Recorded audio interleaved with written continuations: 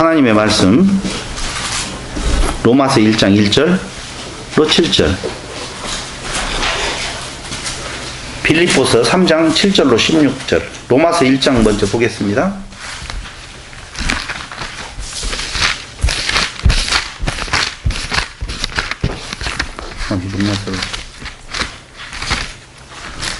로마서 1장 1절로 7절에 보면 예수 그리스도의 종 바울은 사도로 부르심을 받아 하나님의 복음을 위하여 택정함을 입었으니 이 복음은 하나님이 선지자들을 통하여 그의 아들에 관하여 성경에 미리 약속하신 것이라. 그의 아들에 관하여 말하면 육신으로는 다윗의 혈통으로 나셨고 성결의 영으로는 죽은 자들 가운데서 부활하사 능력으로 하나님의 아들로 선포되셨으니 곧 우리 주 예수 그리스도시라. 나오지요.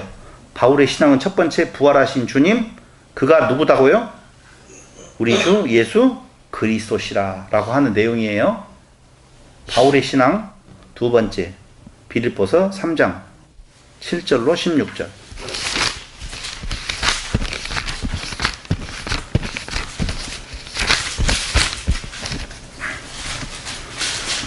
그러나 무엇이든지 내게 유익하던 것을 내가 그리스도를 위하여 다 해로 여길 뿐더러 또한 모든 것을 해로 여김은 내 주 그리스도 예수를 아는 지식이 가장 고상하기 때문이라. 내가 그를 위하여 모든 것을 잃어버리고 배설물로 여김은 그리스도를 얻고 그 안에서 발견되려 함이니 내가 가진 의는 율법에서 난 것이 아니요 오직 그리스도를 믿음으로 말미암은 것이니 곧 믿음으로 하나님께로 난 의라. 그럼 그가 말하고 있는 내용은 무슨 내용이냐면요, 예수를 알기 전에 그는 분리주의적인 것이었었잖아요. 근데 예수를 알고 난 뒤에부터는 분리적인 것이 아니라 하나됨에 대한 내용으로 지금 이야기를 하고 있어요. 그러니까 그가 그 율법과 성전이라고 하는 것을 통해서 분리, 차별, 이라고 하는 내용을 뭘로 여겼다는 거예요, 이제? 배설물로 여겼다는 거예요. 그럼 뭐예요? 지금 배설물 여기지 않는 복음은 하나됨, 똑같다 라고 하는. 그래서 예수는 하나님의 아들 되심이 뭐라고 이야기를 하냐? 그들을 핍박했던 내용을 내가 받는 핍박이라고 이야기를 한다는 거예요. 신의 아들을 핍박하려고 하는 의도는 없었겠지요, 당연히. 근데 그걸 하나됨의 모습으로 지금 이야기를 하는 거예요. 그러면 교회가 핍박당하는 것은 바울의 입장에서는 누가 핍박당하는 거예요? 자기가 당하는 핍박이죠. 교회가 어려움을 취하는 건 자기가 어려움을 취하는 되는 것이죠. 예전에는 그들이 가표를 던졌잖아요. 스데반의 죽음에 있어서. 당연히 그는, 그러니까 그 분리된 내용들이 있었는데 그러한 그 지식이 다 배설물로 여겨져 성전과 율법을 통해서 분리되어졌던 분리주의적인 차별화되어진 내용, 너하고 나하고는 뭔가 다르다라고 했던 내용들을 이제는 배설물로 여기게 되어지고, 진짜 율법은 그게 아니야. 진짜 율법은 그리스도로 가고, 마지막에 이야기할 거예요. 그리스도로 가고, 그리스도 안에서는 그리스도는 신 되신 그분이 인간의 가장 진짜 죽기 위해 태어난 짐승과도 같은 자를 자기라고 말하는, 그게 무슨 사랑? 미안해요. 또 여기에서 이웃사랑이 나와서. 그게 이웃사랑으로 전달되어지는, 너를 부정했던 자가 너를 인정하는, 너밖에는 없다라고 하는 내용으로 그가 바뀌어져 버리는 결과를 가져오게 되었더라. 또 쭉 읽어보면은요, 거기 몇 절까지 읽었어요? 내가 그리스도와 그 부활의 권능과, 계속 부활 이야기해요. 그 고난에 참여함을 알고자 하여 그의 죽으심을 본받아. 그의 고난, 누구를 위한 고난이었냐? 자기를 위한 고난이 아니라 이웃을 위한 고난이었었어요. 그래서 나도 이제 그걸 알았다. 하고 어떻게 해서든지 죽은 자 가운데서 부활에 이르려 하노니 내가 이미 얻었다 함도 아니요 온전히 이루었다 함도 아니라 오직 내가 그리스도 예수께 잡힌 바 된 그것을 잡으려고 달려가노라.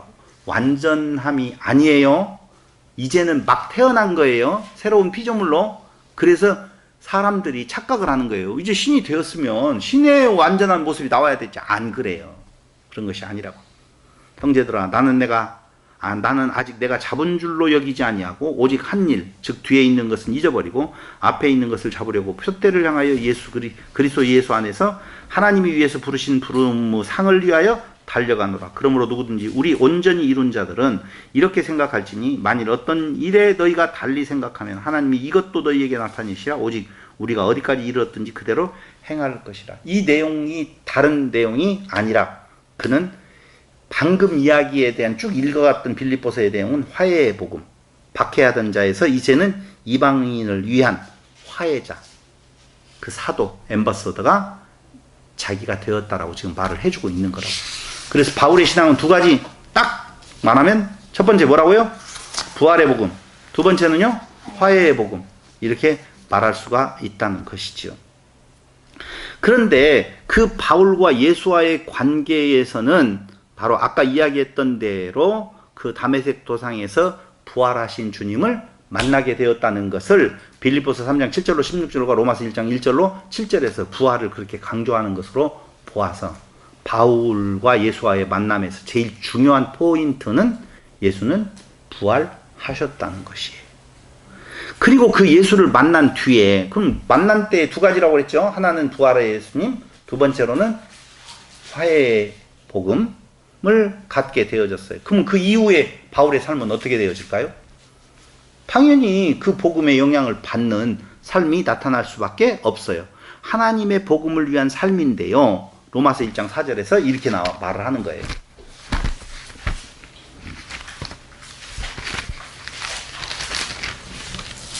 성결의 영으로는 죽은 자들 가운데서 부활하사 능력으로 하나님의 아들로 선포되셨으니 곧 우리 주 그리스도 예수 그리스도이시니라. 우리 주 예수 그리스도를 전하는 것, 이것이 바울에 있어서 예수님을 만난 후의 삶이라고 봐야 된다. 그 부활의 복음을 전하는 자예요. 두 번째로는요, 이방인을 위한 사도다라고 우리는 너무너무 잘 알잖아요. 로마서 3장 22절로 29절 한번 보시죠. 로마서 3장 원래 19절로부터 31절까지에 대한 내용들을 봐야 되는데 이걸 다 읽어봐요. 한번 읽어봐요. 22절로 29절만 읽어볼까요? 다 읽어볼게요. 우리가 알거니와 무릇 율법이 말하는 바는 율법 아래에 있는 자들을 에게 말하는 것이니 이는 모든 입을 막고 온 세상으로 하나님의 심판 아래 있게 하려 함이라. 그러므로 율법의 행위로 그의 앞에 의롭다 하심을 얻을 육체가 없나니 율법으로는 죄를 깨달음이니라. 이제는 율법 외에 하나님의 한 의가 나타났으니 율법과 선지자들에게 증거를 받은 것이라. 곧 예수 그리스도를 믿음으로 말미암아 모든 믿는 자에게 비치는 하나님의 은혜. 다 같이 크게 큰 소리로 시작. 차별이 없느니라. 중요한 말이에요. 그러니까 바울이 전한 이후의 복음은 무엇이었었느냐? 유대인과 이방인의 차별이 없다는 거였었어요. 그럼 똑같이 되어졌잖아요. 또 읽어요? 차별이 없느니라? 라고 이야기하면서 모든 사람이 죄를 범하였으며 하나님의 영광이 모든 사람은 당연히 누구? 유대인과 이방인이 다 똑같이 그리스도 예수 안에 있는 속량으로 말미암아 하나님의 은혜로 값없이 의롭다 하심을 얻은 자 되었느니라. 그럼 이방인과 유대인이 같아요? 차이가 있어요? 같다라고 볼 수밖에 없죠. 이 예수를 하나님이 그의 피로써 믿음으로 말미암는 화목제를 제물로 세우셨으니 이는 하나님께서 길이 참으시는 중에 전에 지은 죄를 간과하심으로 자기의 의로우심을 나타내려 하심이니 곧 이때 자기의 의로우심을 나타내사 자기도 의로우시며 또한 예수 믿는 자를 의롭다 하려 하심이라. 예수 믿는 자 유대인과 이방인 상관없음. 그런즉 자랑할 데가 어디냐? 있을 수가 없느니라. 무슨 법으로냐? 행위로냐? 아니라 오직 믿음의 법으로니라. 그러므로 사람이 의롭다 하심을 얻는 것은 율법의 행위에 있지 않고 이제까지 율법과 성전이라고 하는 것이 그에게 있어서는 포기할 수 없는 목숨을 내놓고 지켜야 될 내용이었었단 말이죠. 그런데 같다는 거예요. 율법이라고 하는 내용, 그건 누가 의롭다하게 되어지는 거다? 지키는 자라야. 근데 이거 잘 알아야 돼요. 지키는 자가 의롭다라고 하면 지켜야 돼요? 안 지켜야 돼요?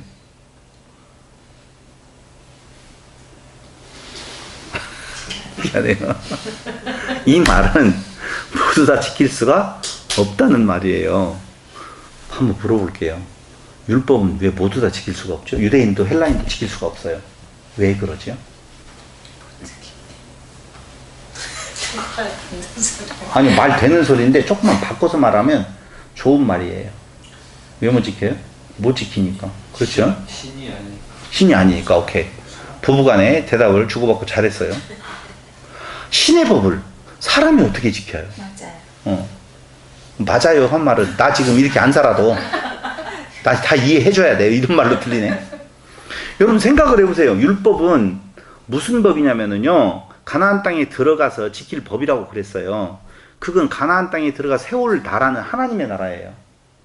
하나님의 나라의 법이에요. 율법이라고 하는 것은. 하나님의 나라의 법은 하나님 사랑, 이웃 사랑이잖아요. 근데 하나님의 나라의 법을 인간이 지킬 수가 없는 거예요. 인간의 법을 개가 지킬 수 있어요, 없어요? 어불성설이에요. 어쩌다가 오줌통 가렸다라고 해서 그걸 지킨 거라고 말을 하면 그 말도 되지도 않아요. 오리가 가려요? 가려도, 가리는 오리가 있어도 그건 사람이라고 말할 수가 없다니까요. 그러니까 사람의 법은 사람이 지키는 거고, 하늘의 법은 하늘 신된 자들이 지키는 것이지, 사람이 하늘의 법을 지킬 수가 없다고요. 그러니까 결국은 그들에게 하늘의 법을 주었어요. 근데 가나안 땅에 들어가 나라를 이루었는데 하늘의 법으로 이웃사랑이 이루어지지 않더라는 거예요. 그래서 지킬 수 없다는 거예요. 법으로가 아니다. 그럼 뭘로 돼요? 믿음으로 된다고 그랬죠? 그게 그리스도께서 그 안에서 이루어지고 그 안에서 신된 자들의 모습으로 드러나게 되어 있기에 되지. 그럼 또 이렇게 말한다. 지금 안 나타나잖아요. 이웃사랑이. 어린애예요, 어린애. 새로운 피조물이에요. 핏덩이라고요. 근데 뭘 얼마나 더, 그러니까 안 나타나잖아요. 그 말은 내가 나타나게 할 수만 있다면 나도 한번 해봐가지고요. 자랑 좀 하고 싶어요. 쟤는 못했잖아요. 나는 이만큼 하잖아요. 아니라니까요. 이웃사랑은 그게 아니라니까요. 여러분, 오늘 제가 오면서 매불쇼를 들었는데, 그 두 배우가 나왔던 박근영하고 누구지? 두 명이 있어요. 이번에 사람과 고기? 그 영화를 만들었더구만요. 사람과 고기. 한번 보셔요. 근데 사람과 고기에서 무슨 내용이, 그 박스 줍는 것으로부터 시작이 되어진 영화래요. 다른 이야기 다 중요하지 않고, 고기를 구워 먹는데, 고기를 구워 먹을 때 제일 맛있는 고기는 어떤 고기예요?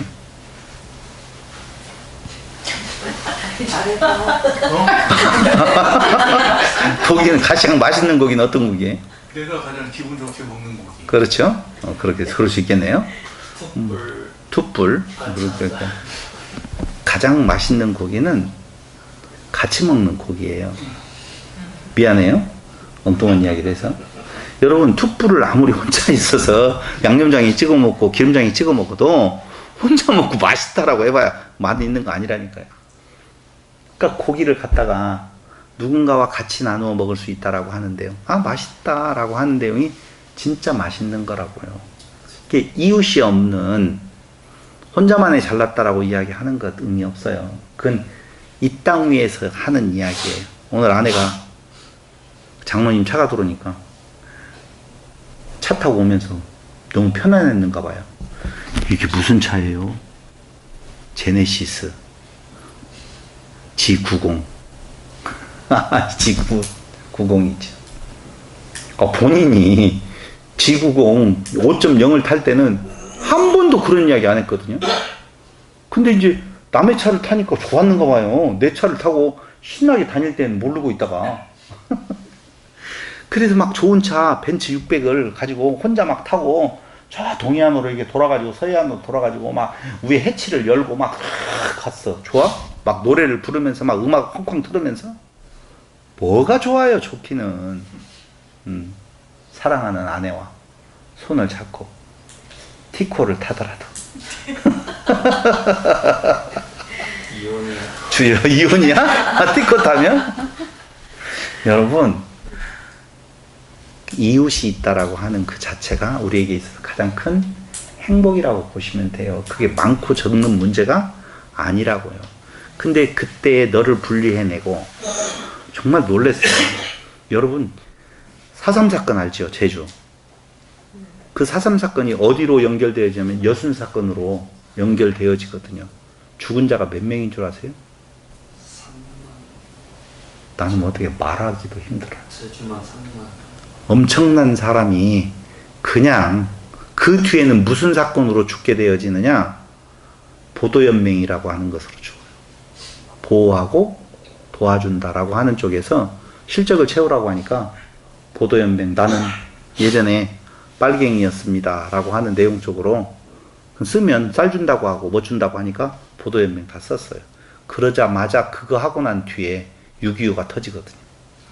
6.25가 터지니까 보도연맹에 나는 원래 북한 첩자였습니다라고 썼잖아요. 지금 준다고 하니까 그자들이 간첩으로 바뀔지 모르니까 전부 죽여라 해가지고 죽인 숫자가 몇십만 명일걸요.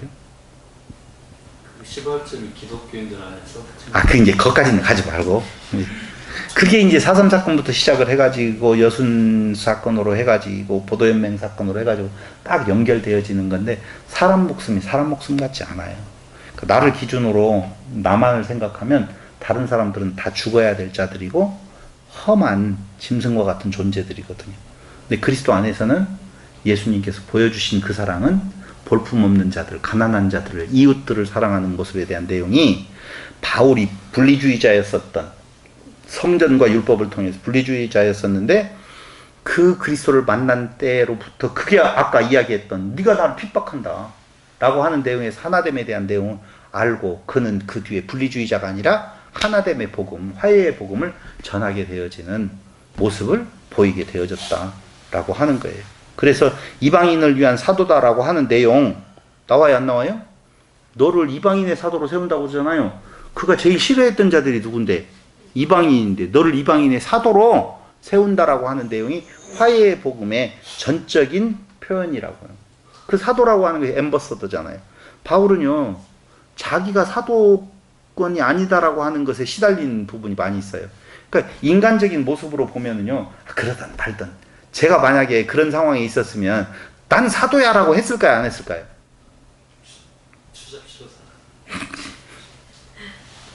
나는 안 했을 것 같은데 사도라고 부르든 말든 5도라고 하든 3도라고 하든 무슨 상관이 있어 라고 했을 것 같은데 바울은 끝까지 자기는 사도된 바울은 이라고 이야기해요. 그래서 아마 이런 것을 거기다 붙이면 될지 안 될지는 진짜 모르겠지만 오호라 나는 공고한 사람이라고 이야기할 때 사도권을 보호하는 것은 복음을 잘 전하기 위해서라고 하긴 하지만 그가 그 색깔들을 보면 애치는 색깔들을 보면 약간의 그런 그 의분이 좀 있는 것 같은 느낌을 저는 받아요. 그러니까 인간적인 모습이 끝까지 있어요. 그는 막 거룩하고 막 굉장히 훌륭하고 아무런 흠과 티가 없고 막 모든 걸 다 이해하고 용서하고 하는 사람이 아니에요. 본래 분리주의자라니까 원래든. 근데도 그가 그 그리스도를 만나고 난 뒤에 그 그리스도의 사랑, 하나됨의 사랑, 그 부활하신 예수님께서 그 보여주셨던 그 말 한마디가 뒤에 가서 그가 다시 예수에 대해서 알고 보니까 야 이건 진짜 다르다 라고 하는 내용에 있어서 자기의 길에서 돌아서서 회심하게 되어져서 그 그리스도의 화해의 복음을 전하는 사도가 대사가 하늘의 대사가 되어지는 모습이다. 그런데도 그때마다 나타나는 자기의 의가 있잖아요. 성질 머리하고는. 그러니까 오라난 공고한 사람이라고 말을 하면서 그 은혜를 그 그리스도 하나님이 우리를 보면은 보통 문제가 아니잖아요. 이거 매일 때려 죽여도 우리는 항상 마음이 왔다 갔다 하잖아요. 그렇지 않아요? 아니면 말고 나만 그런다고 하. 그런데도 그분의 그 사랑에 대한 고백이 그 다메섹 도상에서 아주 깊이 박혀져 있기 때문에 그는 그 사랑을 전하는데 자기의 일생을 다 쓴 것이다 그 말입니다. 봐봐요. 사랑은 마태복음 22장 40절에 한번 보세요. 22장 40절.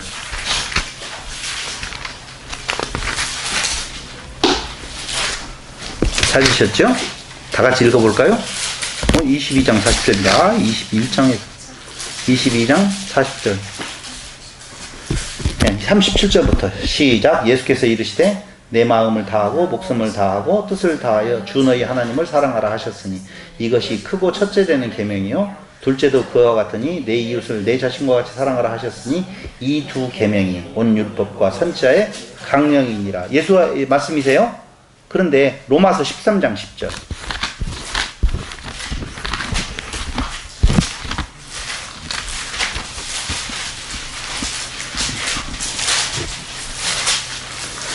8절부터 시작. 피차 사랑의 죄에는 아무에게든지 아무 빚도 지지 말라. 남을 사랑하는 자는 율법을 다 이루었느니 간음하지 말라, 살인하지 말라, 도둑질하지 말라, 탐내지 말라 한 것과 그 외에 다른 계명이 있을지라도 내 이웃을 내 자신과 같이 사랑하라 하신 그 말씀 가운데 다 들었느니라. 사랑은 이웃에게 악을 행하지 아니하나니 그러므로 사랑은 율법의 완성이다. 예수님과 같아요? 달라요? 같은 이야기를 똑같이 지금 하고 있다는 것입니다. 이게 바울이 전한 예수님 만난 이후에 바울의 삶의 모습, 사랑의 복음, 화해의 복음인 거예요. 그럼 다 끝났어요. 다 끝났는데 김용욱 교수가 주장하고 있는 내용에 대해서 허구, 바울을 이야기하면서 바울교지 예수교가 아니다. 그래서 많은 학자들이 예수교는 예수 죽으심으로 인하여서 끝났다라고 이야기를 해요. 예수는, 역사적 예수는 그때 당시에 오셔서 낮은 자, 없는 자, 가난한 자, 병든 자와 같이 그 삶으로 보여주고 끝났지 무엇인가를 만드는 분이 아니다.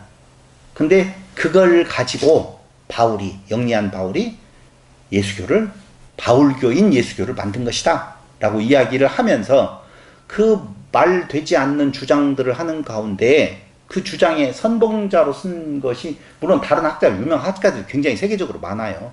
근데 우리나라에서는 김용욱 교수가 유튜브에다 그런 것들을 자주 올리니까 그 내용 중에 몇 가지만 이야기를 한다라고 보면 성경의 배열을 가지고 비판해요. 아까 이야기했던 대로 도마복음, 마가복음, 공관복음, 요한복음이라고 하는, 여러분 이 이야기 많이 들어봤죠? 큐문서, M문서, L문서 뭐 이런 거 들어봤죠? 큐문서라고 하는 내용은 뭐냐면요, 이 복음서를 가지고 하는 이야기인데 마태와 누가복음의 공통 부분을 큐문서라고 그래요. M문서는 마태복음에만 있는, L문서는 누가복음에만 있는, 그래서 다른 내용 아니에요. 그러니까 사복음서 종합연구라고 하는 것도 이런 데에서 다 파생되어진 것들이거든요. 그러니까 김용욱 교수의 머릿속에는 뭐냐면 예수께서 가라사대라고 말만 나와 있는 도마복음이 진짜 예수는 다른 종교를 만들지 아니하고 그런 것을 도마가 옆에서 다 썼다는 것이죠. 적었어.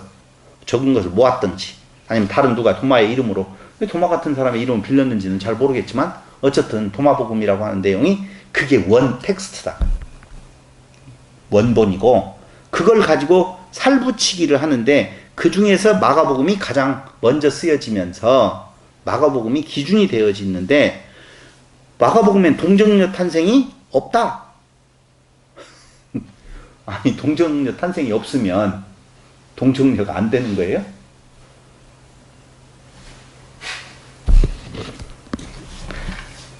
도마복음이나 마가복음에는 동정녀 탄생이 없어요. 원복음에는 없는데 예수를 신격화시키려고 보면은 그 목수의 아들로서에 대한 내용이 아니라 신의 아들로서의 자리를 옮겨야 되니까 그때 마태나 누가나 여기에다가 살살 살붙이기를, 그건 그냥 자기 생각이거든요. 꼭 그렇다라고 볼 수 없잖아요. 편지를 쓴다고 할 때 그게 중요해서 그걸 넣는 사람이 있고 그것이 중요하지 않아서 다른 것을 강조하기 위해서 다른 것을 집어넣을 수가 있지 꼭 그 내용을 넣어야 된다라고 하는 부분이 어디가 있어요. 두 번째, 야고보를 예수의 형이라고 김용욱 교수는 이야기를 해요. 형이라고 나와 있다고. 안 나와 있어요. 동생이라고 하고 형제들이라고 나와 있지. 그러면서 어떻게 동정녀가 탄생이 된다는 말이냐. 아까 이야기했어요. 공식적으로 말 안 했나요? 동정녀 탄생은 예수가 먼저 나오고 동정녀에게서 그 뒤에 요셉과 마리아는 그런 부부간의 관계를 통해서 그 동생들이 태어난 거예요.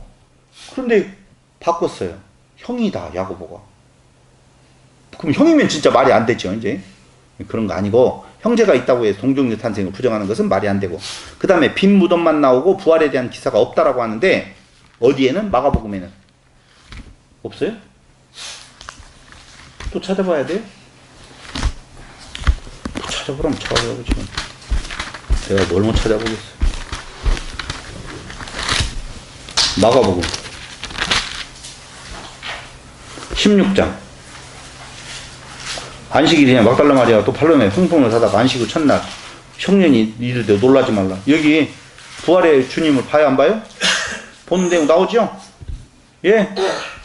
나와요? 안 나와요? 14절에도 그 11제자가 음식 먹을 때 예수께서 그들에게 나타나서 나오잖아. 근데 안 나온대. 마가복음에는.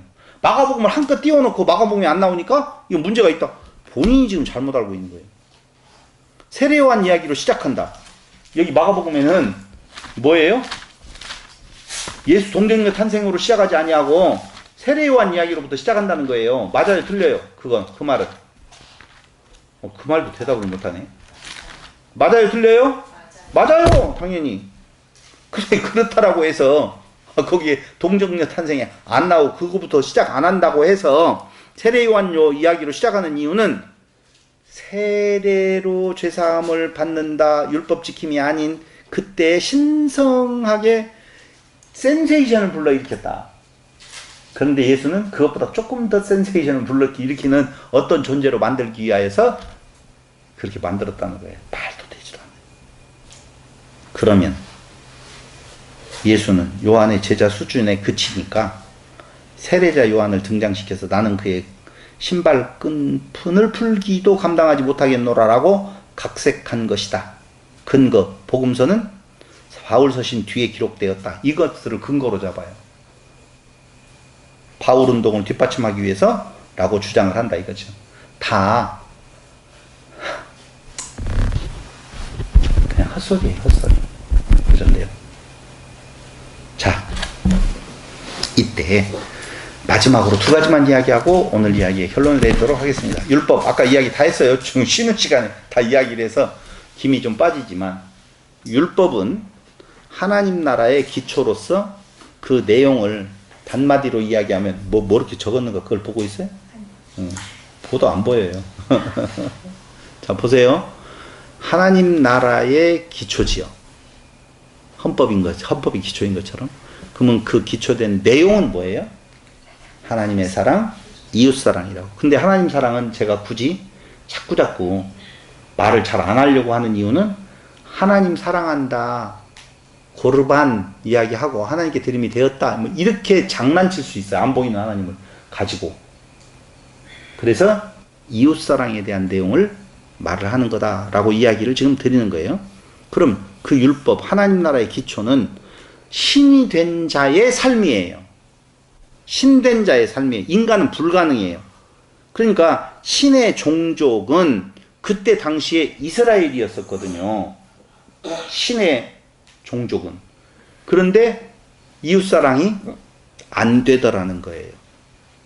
그렇다면 바로 하나님이신 예수가, 하나님의 아들 되신 그분이 이 땅에 오셔서, 신이신 분이 오셔서 예수 안에서 우리로 신 되게 하시는 거예요. 그럴 때에 온전한 이웃사랑은 예수 안에서 이루어졌다면 그게 극적으로 나타난 것이 다메섹 도상에서 네가 핍박하는 예수라 라고 하는 내용으로 온전함을 드러낸 거예요. 그런데 새로운 피조물로 지금 새로 태어난 자는 온전해요? 점진적이에요? 물론 말은 미안해요. 그 대답하지 않아도 돼요. 제가 할게요. 그건 온전한 사랑이 아니라 점진적인 사랑이 되어지는 거예요. 근데 여기에서 또 반론이 또 생긴다. 점진적인데 나는 왜 맨날 다람쥐 쳇바퀴 도는 것 같아요? 그걸 알면 돼요. 인간은 육체가 있는 한도 내에서는 그렇구나.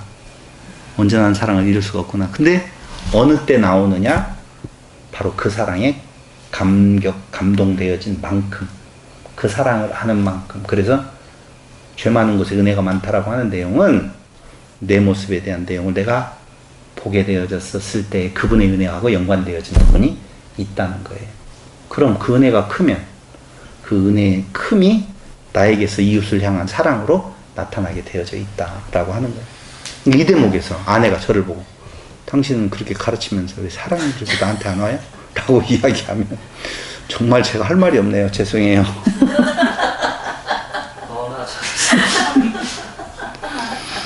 죄송해요. 욕 한번 하게. 이 새끼는 말만 들으니까. 그게 우리네들의 점진적인 새로운 피조물로서의 한계라고 하는 내용은 갖고 있어요. 그럼 어느 때 우리가 배웠던 영과 영혼 육을 배울 때 뭐라고 말했어요? 사르크스라고 하는 내용. 그것이 완전히 제거되어지고 온전한 영으로 하나 되어질 때 이웃사랑에 대한 내용. 그러니까 우리 집사님의 아픔이 내 아픔이 될 때는, 난 예전에 그걸 봤어요. 내가 아프다라고 하면 어떤 애가 자기가 막 아파요. 아, 진짜 그런 애들이 있더라고. 내가 야 그럼 저도 막 아야 해가지고 희한하다. 어렸을 때 그것을 보고 내가 희한했거든요. 근데 그게 가능한 것이 있다니까요. 김고은 씨가 그래요? 숨이 안 쉬어진대. 그래요? 주여. 사람 때문에? 사람 때문에. 떠날 때 뭔 소리야. 드라마에서 그런 게 나와. 숨이 안 쉬어진다. 예, 다큐에서 나와. 그가 떠날 때문에가 아니라 그의 아픔이고 나의 아픔. 네. 그게 다메섹 도상에서 네가 핍박하는. 그럼 예수님 핍박을 안 당했는데도 아프잖아요. 아프다고 말하는 거거든요. 네가 나를 핍박했다라고 말하잖아요. 그러니까 그의 지체들이 당하는 핍박을 자기의 아픔으로, 그게 하나됨이라고 하는 내용이에요. 이럴 때 꼭 하고 싶은 말이 있는데 말을 할 수가 없어요. 사람들은 거의 대부분이 이런 말에는 거의 동의도 해요. 근데 제가 이렇게 바꿔서 말을 하면 갑자기 서늘해진다? 서늘한 거 한번 해볼까요? 내 형제가, 내 자매가 돈 때문에 피곤할 때 돈을 도와줘야 되나 말아야 되나? 돈은 안 빌려. 서늘해졌죠, 갑자기. 고민스러워. 이런 것들에 대한 내용을 잘못 이해하면 돈 갖다 나누어 줘라, 힘을 갖다 나누어 줘라, 이렇게 생각할까봐. 그렇지만 표현하는 방법에 있어서 예를 든다라고 보면 그럴 수 있다는 거죠. 인간은 우리 안에서의 온전한 사랑을 이루지 못했기 때문에 아직 여러 가지의 장애물들이 있다라고 하는 거예요. 자식이 무슨 일이 있었을 때 피를 팔아서라, 피를 팔면 안 되죠? 예열이니까. 하죠? 안 해? 안 하구나. 그럴 수밖에 없어요. 그게 무엇 때문에? 피부치. 내 자식이기 때문에 가능한 것처럼. 그런데 사람으로서의 부모 자식 간에는 서로 간에 배신할 수 있어도 하나님의 사랑은 그렇지 않다. 그걸 어디에서 보여줬다고요? 다메섹 도상에서, 십자가에서 그 보여준 그 사랑이 우리 안에 있다는 것입니다. 그러므로 예수 그리스도의 메시지, 바울 자신의 사상과 신학이라고 하는 내용 쪽에서 자꾸 김용옥 교수가 달리 이야기하는 내용에 대한 것은 귀를 기울일 필요가 없다. 니체의 이야기라든가 뭐 이런 이야기들을 제가 좀 가지고 왔는데 다 제해버리고 회심 사건, 바울의 그 회심 사건은 자신의 증언, 나는 예수를 만나서 이랬었다 라고 하는 내용과 이후의 삶이 그가 완전히 회심한 것에 대한 내용을 증거해주고 있다는 거예요. 그래서 바울의 그 회심이 참인 것은 본인이 말하는 내용과 그의 그 삶이 증거하는 것처럼 우리도 마찬가지예요. 우리는 회심했다는 이야기 하죠.